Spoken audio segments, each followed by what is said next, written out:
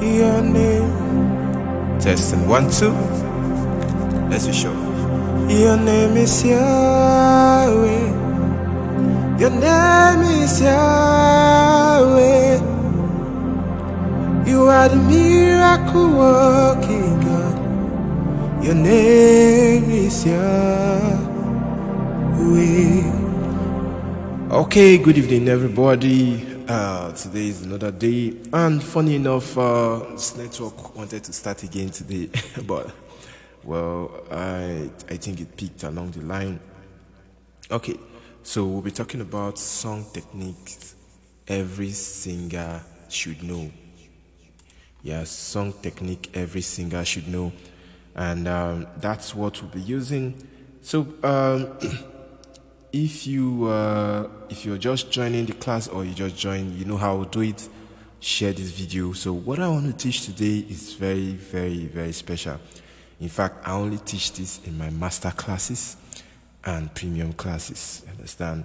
But I'm exposing this tonight, and it's going to be really interesting. So share this video, and so other people can participate. Also, let me know where you're watching from, so I get to know where you are watching from. Okay, so you know how we do it. We go from slow, we go from the beginner, then we go to the advanced. So this is song technique. Now, before we start on song technique, there are things that you have to understand. There's a difference between song technique and there's a difference between vocal technique. You understand? So there's a difference when someone says song technique and vocal technique. Now, vocal technique is when we have the resonance, the riff and runs, the criminello, the whistle voice, etc. There are too many. So one of these days I might take a vocal technique. All this depends on the recommended topics I get. So I feel most times people have some issues, or they want me to treat a topic, but they don't know how to bring it. So you have to think of a way of bringing out what you have in your mind and constructing it into a sentence. Okay, so now this is song technique every singer should know. A lot of people's singing style is bad, and the way they approach singing is also very bad. Now, this is going to cut across both gospel and secular musicians, and every music. Now, there's one thing also that we may have to correct, and worldly. So people misunderstand the difference between secular and worldly. A song can be secular but not worldly. A song can be secular and worldly. So that is an argument for another day. So let's go straight. So the topic is song techniques every singer should know. So let's start from song. What is a song? So a song is, let's say, is a musical composition. Just a musical composition consisting of a vocal, an instrumental, to create harmony and to make sense. That makes sense. Or you might not even put it as vocal, because sometimes a song might not really be vocal. But most sound that doesn't have a lyrics on it are called instrumentals. But that is by the way. I'm trying to let you understand something, because I'm coming somewhere. You know how we start from little, then we start going up. Now, I'm going to teach you in this particular class what is feelings, what is a verse, what is a chorus, what is feelings, spicing up your songs. I'm still going to teach you creating your own verses and chorus in a creative way. I'm going to teach you ad-libs, and I'm going to teach you chants, then exercise, then what is called exercise. These are very necessary if you're constructing a musical piece, and even when you're singing praise and worship. For those people who do full-time gospel music, when you're singing praise and worship, this is how songs are arranged, or how it should be arranged. So start slowly. So now, what is a verse? Let's start with what is a verse. A verse is the quiet part of a song, you understand? It's like when you go in detail, you tell more story about a particular you give more details about a particular theme or story. That's called a verse. While a chorus is the conclusion. It's like you're making it such a short, it's just like a plot. When you say plot, it's just like a short conclusion of the whole story. You understand? So I'm getting somewhere, we are coming now. So that when we start getting to the tougher ones, you understand. So understanding what a verse and a chorus is very essential. And another thing I'll point is that you don't say you know a song if you cannot sing the verse and the chorus. So highest thing you can say generally, professionally, you can say you have an idea about a song or a musical piece. But once someone says, I know this song, it means you know the song, you know the verse, you know the chorus of the song. But what we have these days is people don't actually know the song. They only have ideas. Because some people can only sing chorus of the song, they can't sing verse. So most of the songs that you sing during worship and praise are just choruses. You just pick the chorus. For example, the popular El Shaddai, El Shaddai is just a chorus of the song. There is a verse of that song that people skip and they go straight. You understand? You are the pillar that holds my life. That's just the chorus of the song. There is a verse of that song. So more like you have an idea. So when you begin to score songs or you begin to sing songs with their verse and chorus, each song you take begins to have more power and more strength and begins to make more sense. You can take just 3 worship songs and they are going to sound like you're taking a concert, like you're singing in a concert. Because those songs you're singing their verse and their chorus and it sounds very nice.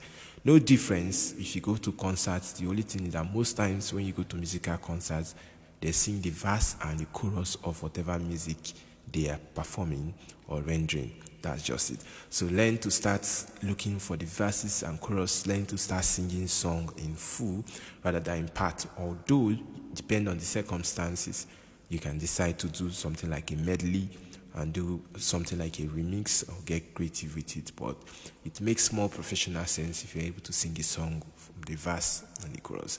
Now, having known what the verse and the chorus of a song is, next thing you have to now look at is how do you spice up your songs? How do you spice up your song? So the number one way to spice up your song is called feelings. Now, if I do, this is the original way. Your name is, if I do the original way, your name is Yahweh. Your name is Yahweh. See, you are the miracle working God. Your name is Yahweh. Now, this is like the original, and this is like the natural way the song was written. You understand? Now, what is feelings? I'm going to do feelings and I'll show you. But I'm going to give you a definition of what feelings is so that you can put it into your memory. So, feelings is creating your own verse or chorus in a creative way. Creating your own verse or choruses in a creative way. Now, what do I mean by creating your own verse? You are the miracle working God. Your name is Yah. Then I create my own. You are the great God. You are Alpha and Omega. There is no one like you. Your name is Yahweh. Now you see what happened? That thing that I just did now is called feeling. What happened is that I've created my own verse and chorus in a creative way out of the same song. They are not, it follows the same progression, the same rhythm, the same flow of the song, but I've now created my own verse and chorus, which is different from what we have in the original version of the song. So whatever song you're doing, whether you want to do praise, you want to do worship, it is essential that you should apply this particular song technique. This is a song technique. I'm not talking about vocal technique now. This is song technique. So when you're doing your song arrangement, you should apply this song technique. It's called feelings, which is creating your own verse or chorus in a creative way. So I'm going to take it again. If I take, this is the original version. Your name is Yahweh. Your name is Yahweh. You are the miracle working God. Your name is Yahweh. Now I want to do feelings now. You are the great God. You ruin all the earth. There is no one like you. Your name is Yahweh. Now what I just did is feelings. Now what happens with feelings is it adds color to the song, and it can make a simple song to be interesting without getting boring. With feelings, you can extend the life of a short song. You can extend the life of a short song to several minutes. You understand? You don't have to do the song for just, imagine me singing, your name is Yahweh, your name is Yahweh. I just keep singing it. It's going to get boring at a particular point. But with feelings, I can extend the life of the song, the duration of the song, yet maintaining an active atmosphere that is not boring. You understand? It is still interesting and it's not boring. And that's why you come across people who sing. Some people sing and they sing one song. They sing one song for 15 minutes. And they sing one song for 20 minutes. And the song is not, and it's like they have sung too many songs, but it's just one song. But the song is still interesting. You're still feeling the vibes, the groove, everything about the song. What is happening at that point? They are adding a technique called feelings. So they are using a song technique called feelings. So while they are singing the original version of the song, they have automatically created, their unique sound for that song, creating their own verses and chorus of that song. If I take a song, for example, another popular song,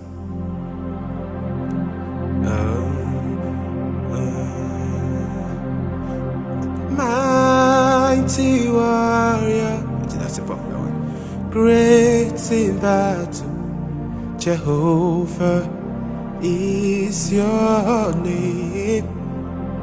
And I go, mighty warrior, great in battle, Jehovah is your name. Now I want to do feelings. You are the great God. There is no one like you. Jehovah is your name. You move the mountain, you're the mountain shaker. You change my story, you give me life. Jehovah is your name. You see what's happening? And mighty warrior, mighty warrior, you are in this place. You see what's happening? I am creating my own creative verses. I'm creating my own verses and chorus out of that song, out of a simple verse that we had. I'm now creating different stuff. So that's what it's called, feelings. You can use this technique for secular songs, gospel songs, praise and worship. You understand? For as long as possible. That's what's interesting about it. So next time you write a praise song, think of instead of saying what's that? Today, oh, for example. Today, oh, I will lift up my voice in praise. All I know. When you sing that, you come back again. What shall we say today? Today, oh, what shall we do today? You keep repeating it. You can do something like a feelings. Today, oh, I will lift up my voice and praise. You are all I know. You are the one that I will serve to the end. So see, it's something that you might not be able to do automatically right now, but with time, when you start doing practice, with practice, you get better. You keep improving. And in the nearest future, you develop a particular music ear. It's about the music ear. When you develop that particular music ear, you don't need to struggle anymore to create feelings. So next time, look out for those people that come for concerts to sing and the rest, and look out for how they use this particular technique to make their singing even more interesting. So how do you create feelings? It's very simple. For a start, I'll advise you to, whatever feeling you're doing, make sure you land on the song. You can pick feelings by taking some words out of the song, the original song. You just try to add one or two new words to the song while maintaining the same reading or maintaining another reading within the same progression of the song. So that's it. So the next song technique we're going to take is called ad-libs. Now pay attention to these different techniques I'm giving you. They are different and they apply in different situations. Now when it comes to feelings, there is nothing like backup. When someone is doing feelings in a song, there is no backup singer. A backup singer should not be singing. In fact, you don't do feelings when there's a backup. And feeling is mostly done in the verse. Although some people can be creative and do it in the chorus aspect, but feelings song technique is usually in the verse. Now, ad-libs, good. Ad-libs is usually during the chorus aspect or when you have backup. For an ad-lib to be very successful, there have to be a backup coming in to have a successful ad-lib. You understand? So what is ad-lib? Ad-lib is creative calls that require response. Mostly, that's ad-lib. Creative calls that requires response. That's ad-lib. Now, let me give you an example now. When I say, for example, what was that song I'm taking? Mighty warrior. This is just the regular song. Great in battle, Jehovah is your name. Everybody sing. Then the backup singers now go, Jehovah is your name. Then me I'll say, Jehovah is your name. You see? Now let me even give you a practical example from the song I did recently that I uploaded online. Now watch what happened at this point. Watch. Let me play it. Now just the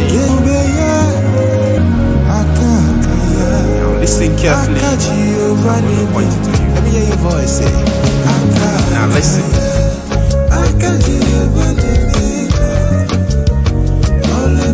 Watch.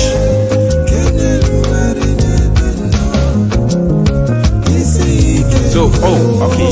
I don't have this one here.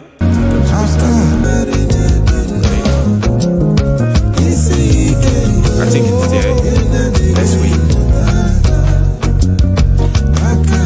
Take it one more time. So you see, take it one more time. Then watch now. You see what happened there?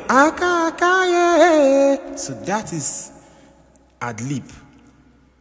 What did I say is ad-lib? Creative calls that requires response. Ad-lib is different from feelings. Don't mistake it. Feelings is creating your own verses or chorus in a creative way.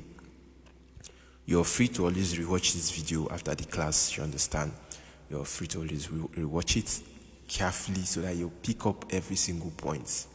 Like I said, this particular topic, I don't treat it regularly. This is something I treat in my master classes and premium lessons. You understand? Now, ad-lib it's called creative calls that requires response mostly.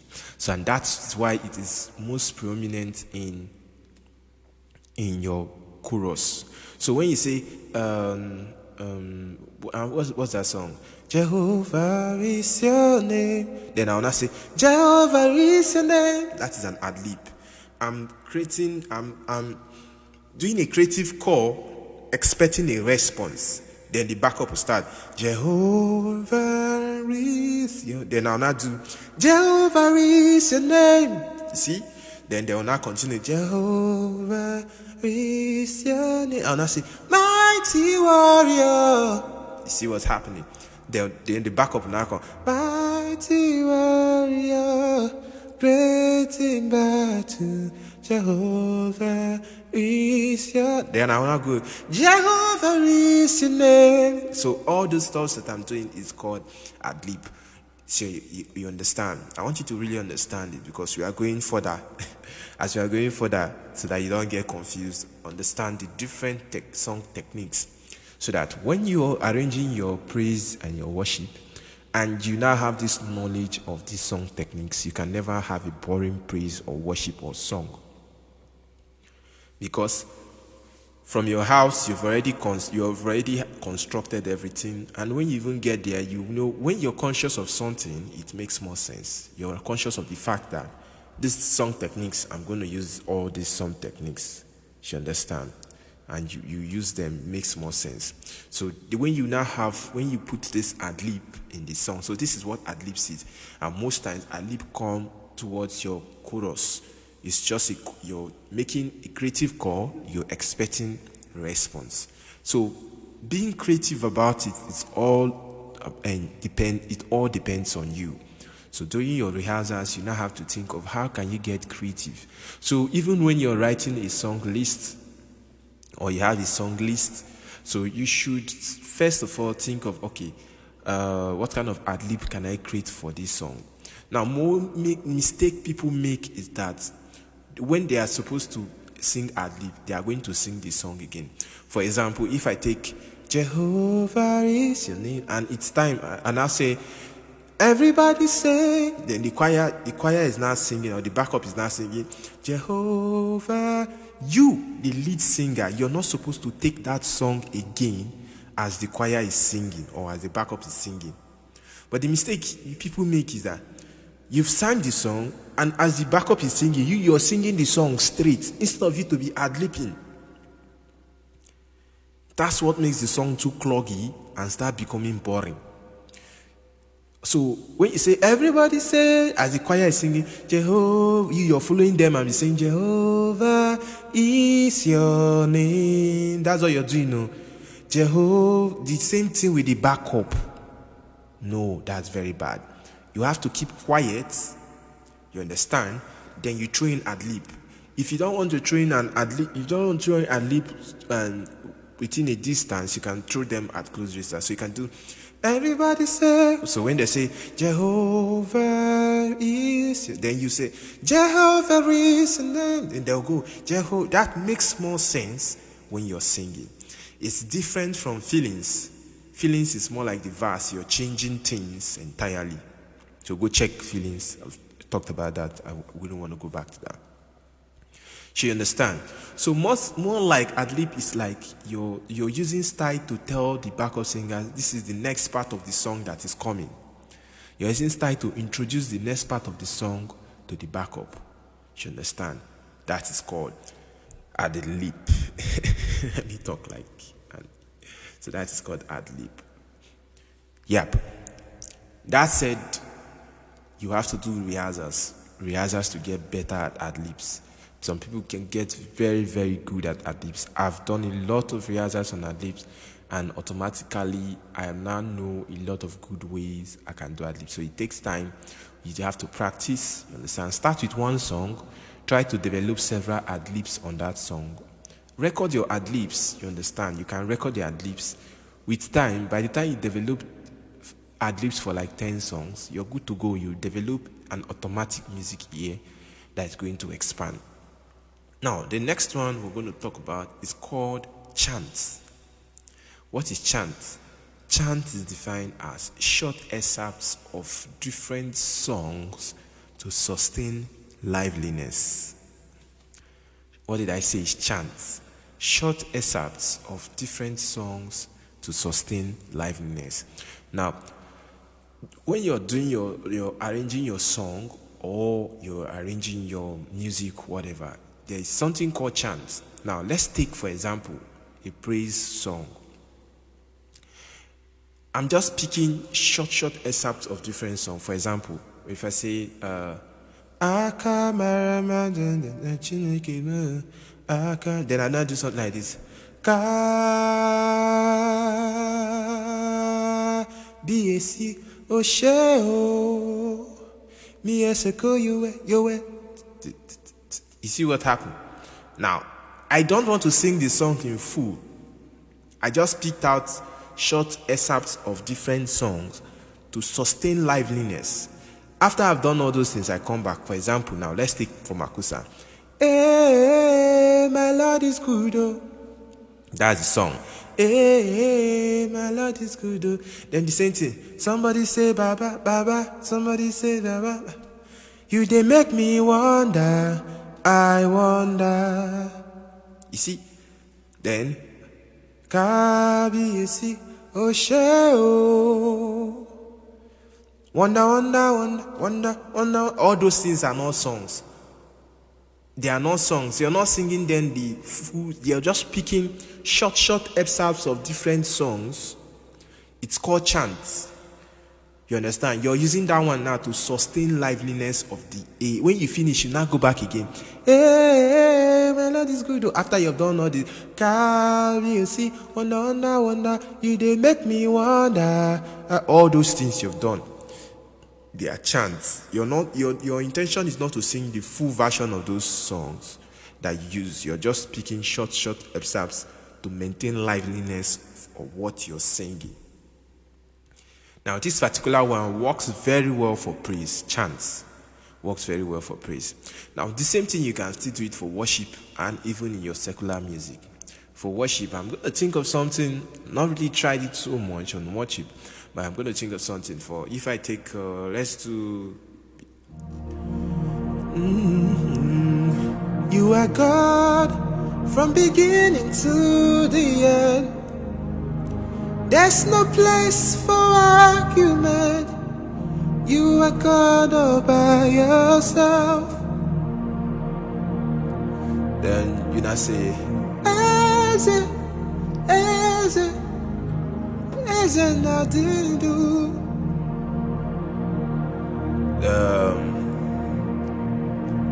You pick a lot of chants to do there, although I've not tried it, but when I do,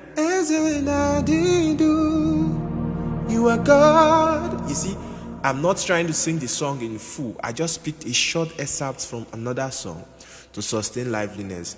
But chants mostly works for praise. When you're doing a praise song, you use chants. It works very well, very beautiful. Now, I always say, each of these techniques I explain most of the times, they are a big topic on their own. They are big topics on their own. So you can pick them individually and study one. It can take you some time to study just one. So you understand. So if you want to go more deeper on anyone you feel like you want to go, you can always give me a private chat.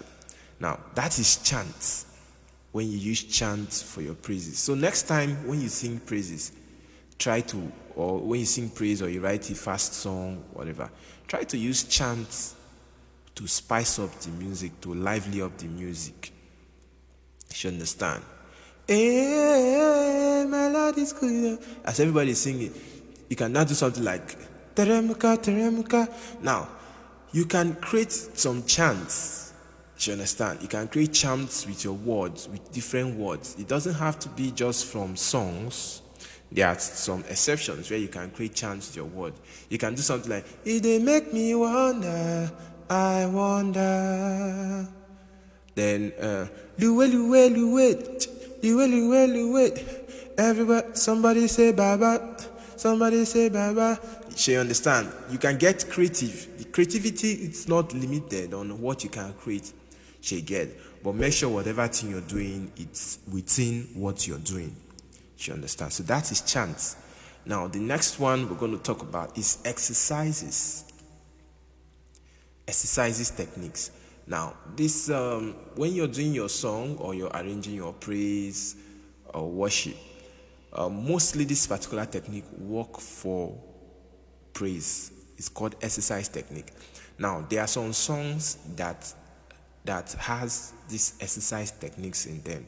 For example, I feel like shouting. You're not saying you feel like shouting, so people will start shouting. I feel like jumping. People start to jump. It is an exercise. It is a song technique. So when you're making your song list, especially your praise list, especially for praise, when you're making your praise list, make sure along the line there are songs that carries exercise techniques.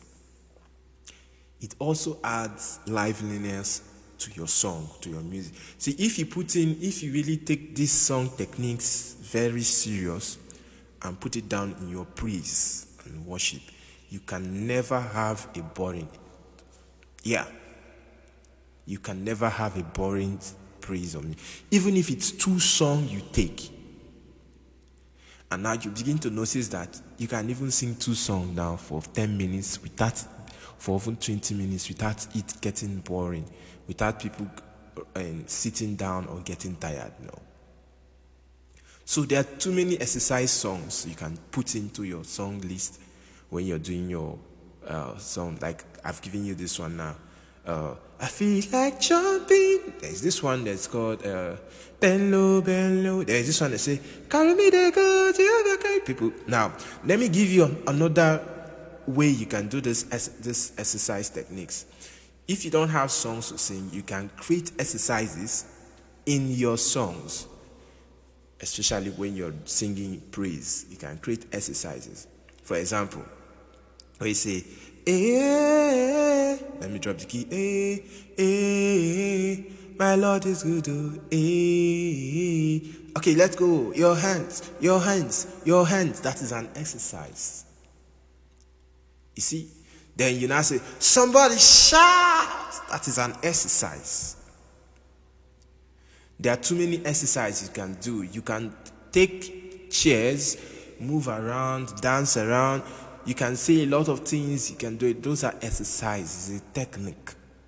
It makes your song it makes your music lively and interesting also. Keeps liveliness in your singing, when you have an active singing section. You understand?